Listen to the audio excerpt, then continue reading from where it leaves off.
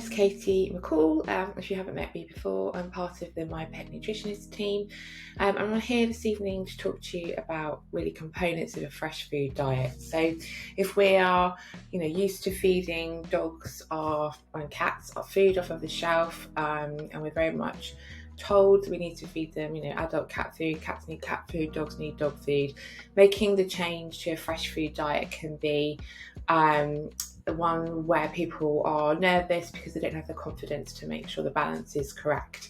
And to a degree, that's a sensible attitude. Sometimes vets aren't particularly supportive either, because historically we have seen issues when a balanced diet has been moved away from and someone's home prepared some food and it hasn't been completely appropriate for the dog, and that has caused some kind of nutritional deficiencies or excesses and shown in a disease. So I want to talk to you today a little bit about how we can make that step away from the conventional complete dog and cat foods onto fresh food feeding, and the do's and the don'ts and what you need to be aware of. Obviously it's kind of impossible to cover individuals and life stages and everything within the kind of short talk this evening, but I want to just make you aware of when you need to be mindful. So I guess probably a good place to start is just to make sure you're aware, although we are feeding in a fresh food diet, we're feeding food usually from our supermarkets and foods that we're probably very used to having around in our kitchens. We are different to dogs and cats in our physiology. So there's a lot of crossover. We are related, we are all mammals, we have similar digestive enzymes, but actually there is quite a lot of difference between an obligate carnivore as a cat, a scavenging carnivorous being like the canine, and ourselves. You just have to look at our teeth to see the difference in how our anatomy and physiology is different. So we can't just simply feed our dogs and cats the same foods as we would eat ourselves. And I think this is where a lot of the skepticism comes, perhaps from vets, when historically they may have been, owners may have been told to feed like Weetabix and things to their puppies, and just really, not that there's, particularly if you feed that as part of a balanced diet, but that isn't balanced for that particular species. So we need to kind of reassure yourselves and your vets that we are actually doing this in a mindful way, and we do appreciate the species needs are individual and separate to ours. So when it comes to feeding ourselves, we don't have like cereal for 3 to 4 year olds and blonde haired cereal for certain people and blue-eyed cereal.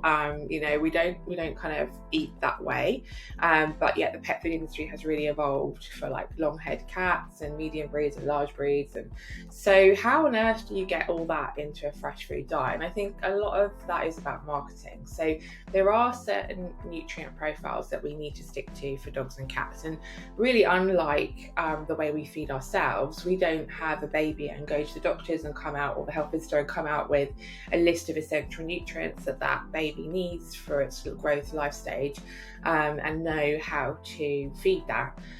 We just have to feed a variety of species appropriate foods, so meat, vegetables, carbohydrates, fats, vitamins and minerals. And by feeding a variety of those healthy foods, then we tend to do pretty well as mammals. Where we differ with dogs and cats is that we tend to feed them a brand of food and the same one every day for years often. And this is where we come into issues, because it's the consistently feeding the same diet where we have to be careful about balance. So if you're feeding one brand of dog food for 2 years, and that brand of dog food tends to have a little bit low on vitamin D, or as studies have shown, 90% of all types of dogs and cat foods don't meet the guidelines in terms of being complete, as they say, then you are in danger of becoming a little bit excessive in a nutrient or deficient in a nutrient. So variety is really key. That saying variety is the spice of life is actually really relevant. So I guess we need to kind of apply those principles and work around those principles when it comes to feeding our dogs and cats. So I guess the first thing to do is to identify what are species appropriate foods for dogs and cats, and then within those boundaries, how much of those species appropriate foods can we feed. And if we want to feed the same diet every day, For example, you might have a dog that's intolerant to certain foods, so you're really restricted in the ingredients, or you might live somewhere where you can only access certain ingredients. Then how do we make this all work? So it's about bridging the gap really between very kind of natural diet, prey items, and kind of the conventional thinking, the science and the research. So identifying species appropriate foods is a really kind of a good guideline actually. So in most commercial dog food, especially dry dog foods, you've got about 40% carbohydrate in there, which is really interesting because when you look at the industry guidelines, the FEDIAF guidelines, actually they break down the amounts of minimum and maximum. It's a bit like our recommended daily allowance that we get of how much of these nutrients have been picked out to be essential. And this is not optimal, this is just essential for life really. And they include protein and the essential amino acids, fats and the essential fatty acids, vitamins, trace elements as well, and minerals. So there are no carbohydrates listed in that at all, even though the majority of dog foods have quite a large amount of carbohydrates in there.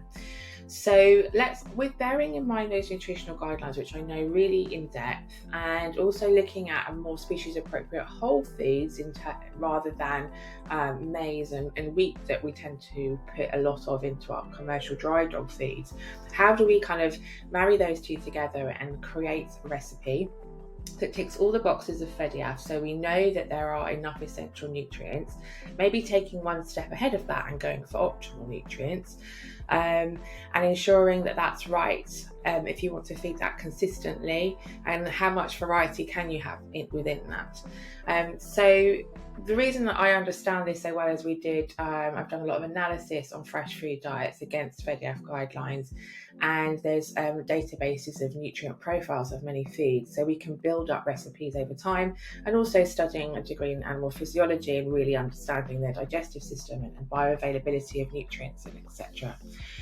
So let's look through that list of nutrients and see how we can meet all those. So the essential amino acids and protein basically is something that we can easily meet by feeding a meat-based diet. So we're looking at around 80% of a diet, and obviously there are individual differences here. So I speak to a lot of people with sick dogs, so today I'm talking about really a healthy dog, because we can manipulate these ratios for illness to support the illness. But for a healthy dog, you're looking at around 80% meat. And for a cat, that would be even more. So 90-95% of the diet would be meat.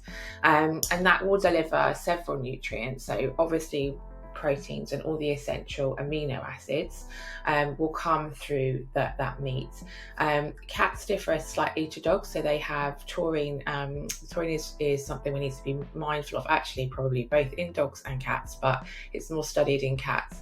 And that's an amino acid that is actually quite fragile, so it degrades very easily, it's water soluble, it's very fragile when it comes to temperature.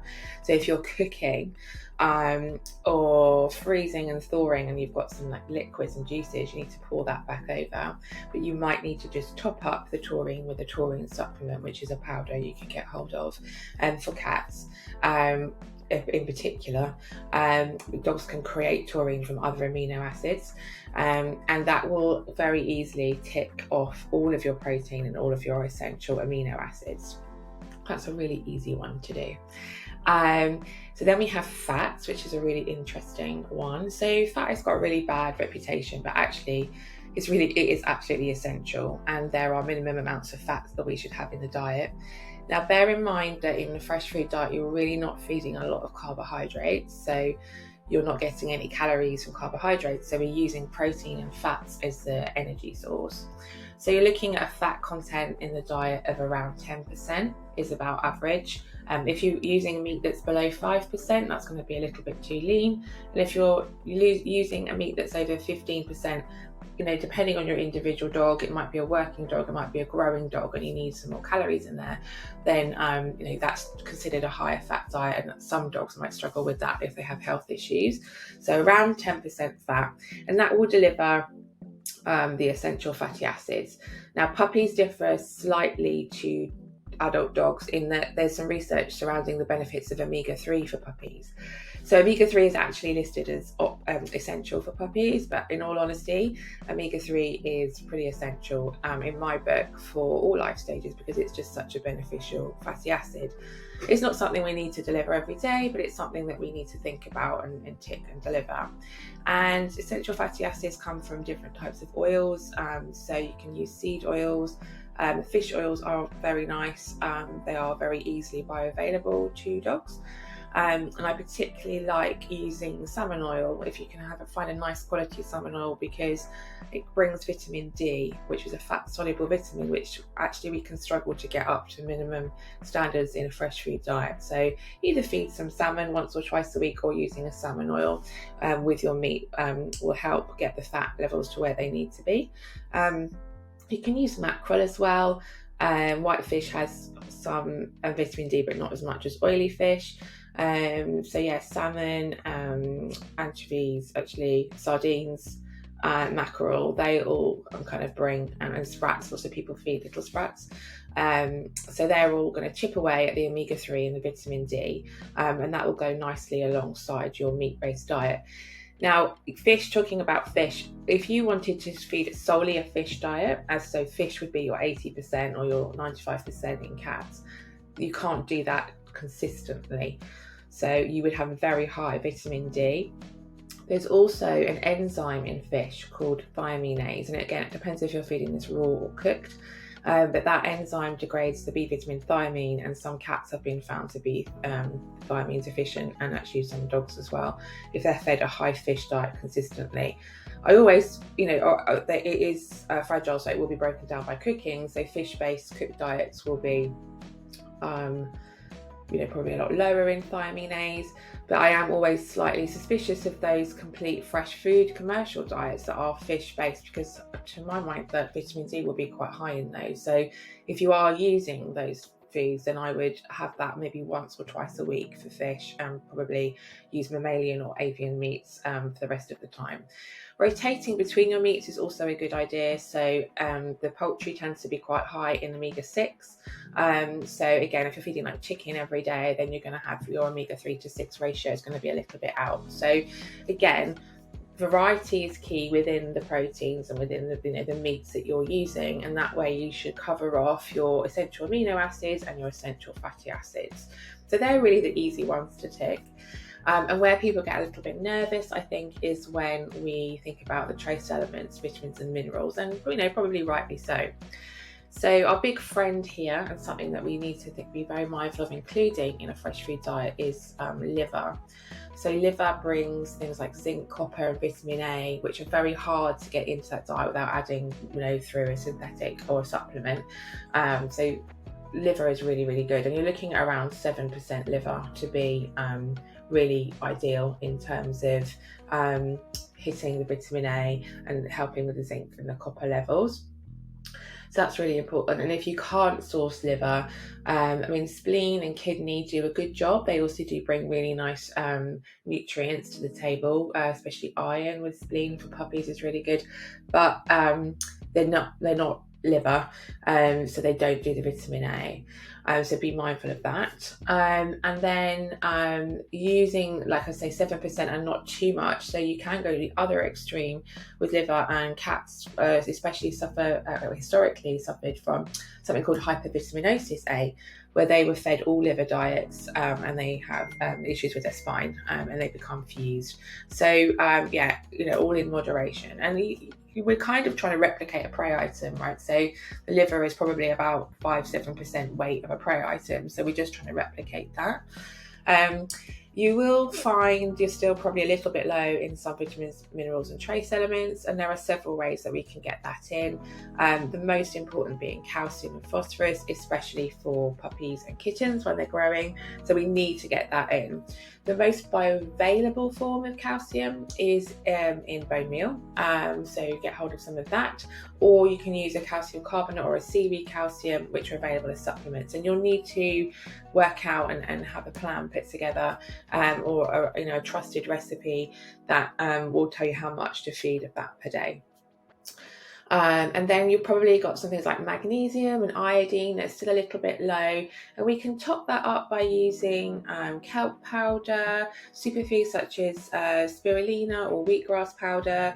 Alternatively, you can use like a multivitamin, multi-mineral supplement, but just be mindful that they are designed to go with complete foods. So they will top you up in some things, but they probably won't create a balance. So if you do choose to go that way, then make sure someone's looked at that for you, because they might have lots of vitamin D again in, or vitamin A in, and that might fit well with what you want to be preparing for your individual dog, but it might not, so you may overdo it. So bringing those together, as I say, with either whole foods as a variety, if you've got a really healthy dog, that's a really nice way to boost those, or by using a multivitamin, multi-mineral supplement, but doing that in a very mindful, educated, formulated approach. And so I think that kind of is something that's very, very similar for cats. The biggest difference actually between dogs and cats is fibre. So not even listed actually in the FEDIAF nutritional guidelines, but we have the issue of digestive health. So here at My Pet Nutritionist, it's not just about here's your recipe, it's about here's a recipe that supports your dog, but we also want to be working at your dog's digestive health constantly. And possibly the reason you're looking towards fresh feeding is because your dog is showing maybe some signs of not being quite as healthy as they need to be. So part of feeding your dog is actually about feeding their microbiome. And really, when I think about a dog that's not particularly well, I am obviously looking to feed them the nutrients that they need, but I'm also trying to feed the microbiome. There's actually two beings here. So the microbiome is the colony of beneficial bacteria that live within the digestive system, and they are responsible for so many factors, mental health, but they produce vitamins B12, for example, and serotonin, and actually if that isn't healthy, then that's kind of the root of a lot of diseases that we see. So having an optimal microbiome will help bioavailability and your dog be able to access the nutrients within this lovely feed that you're feeding. So fibre plays a really important part in that, because it helps keep stool consistency regular, but it also helps to feed the microbes that are there. So for dogs, this is pretty easy. In real life, this is quite a controversial topic. So some people feel like dogs don't need fibre at all. But actually in real life, I've observed many mammals taking in fibre in the form of herbivorous prey stomach contents, fur or feathers, and it absolutely has a function, in my opinion. It doesn't mean you need to perhaps add this in every day if you're feeling that actually that's not what I believe to be true. But definitely acknowledge the fibre. And again, fibre content in dogs can vary into how much they need, especially if you've got really tiny dogs. You don't want to be giving them massively high fibre diets, because we need to get the calories in. So there's something to play around with. But as a kind of midway rule, about 15%, or 20% of the rest of that diet is going to be fibre. And this can take the form of many things. You can really kind of enjoy, if you like, this aspect of it. So for example, raw vegetables are great for this. So chopped or grated, not cooked raw vegetables will just act as insoluble fibre, and you'll see it pass through looking very, very similar to what it went in. But that's okay, because we're not feeding it for nutritional value. We've ticked all those things off with the foods we've just talked about. We're adding it in for fibre. So carrots, green veg, obviously avoiding grapes and raisins because they are toxic, and garlic in high amounts, and onions too. But really a variety of fruits and vegetables are really useful for dogs particularly. You can also use different seeds, they're really good. So pumpkin seeds, sunflower seeds, chia seeds, linseeds. We can use all different types of seeds, because if you're eating a bird, for example, that's probably quite a common stomach content for them. And if you're really struggling with this, so your dog has really inconsistent feces, you can use something called psyllium husk, which is found it's a human health food, but it's very good at absorbing nutrients in terms of water, or pulling water into the feces to keep it really regular, and don't overdo it, underdo it, so quarter of a teaspoon for a 10 kilo dog to start with, and just see how that affects the stool consistency.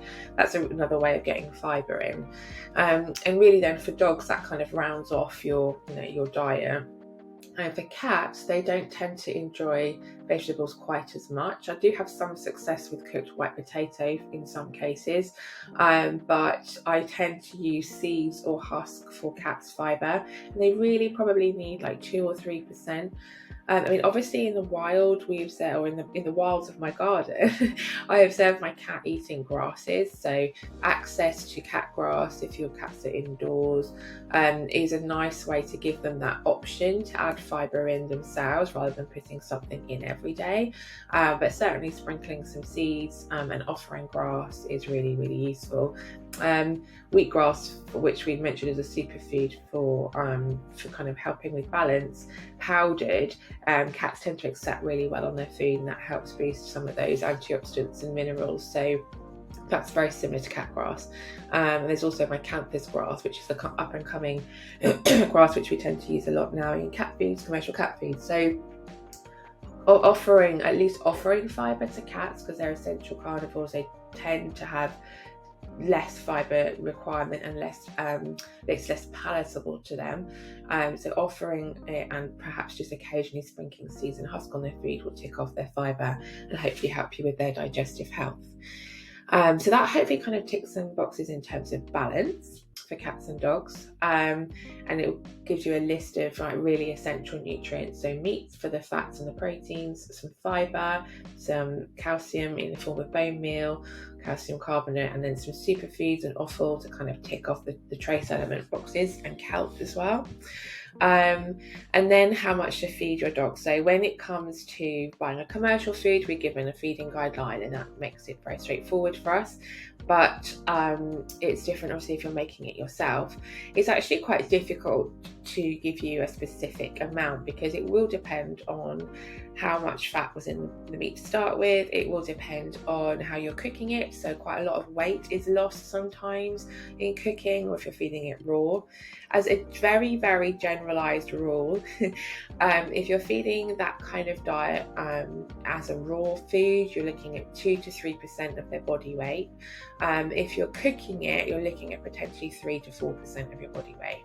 So I'm very happy to help you with that if you just want to check it. But the best way to make sure you've got it right is to obviously keep an eye on your dog's body condition score, or have it weighed, and just to check that you've got that right. So how we kind of come to these conclusions, or what to look out for, so hopefully that's given you some encouragement. Where do you go from here? So there are some recipes available on our website for healthy dogs that cover off all of those things, and there are a lot online. But now I want you to look at any that you find online or in books, and just question, where are the proteins and the fats coming from? How much variety have I got to avoid excess and deficiencies? Where are my vitamins A and D coming from, my omega-3 fats and my trace elements? And just looking through and thinking about what we've just talked about. Does there seem to be all of those components in that diet? How I put diets together for people, if you would like individual help, or if you would like me to review some recipes that you've put together. So quite often people will say, I've been home cooking, but I'm worried I've not got it right. And that's just a case of simply putting it through a data base I have of nutritional analysis of foods against the lifestyle or the sickness of your individual dog, and being able to make sure that that's balanced and meet FEDIAF guidelines. So that's something that we can do. And there are some of those databases available online to buy. Just be mindful that behind the scenes they're not always perfect, so not all nutrient databases are complete. So there's lots of saponins on there without any vitamin D content, for example, so that makes them not particularly reliable. But I'm very happy to kind of help you if you want to get in touch with us and just do a diet review of a home cooked diet for growth or adult or senior life stages, just to make sure that they're kind of good for your individual dog or cat. And obviously when it comes to illness, we apply all of these factors and then just manipulate those nutrients for disease support where necessary. So I hope that's given you a bit of a whistle-stop tour of the kind of components that you need in a fresh food diet. As I said, please get in touch if you want to make that step, but just need a little bit of reassurance or a little bit of confidence to make sure you're on the right track. And thank you for listening. And as always, any questions or specific questions you have, just pop them in the comments box and we'll get to answering them for you. Right, thank you very much.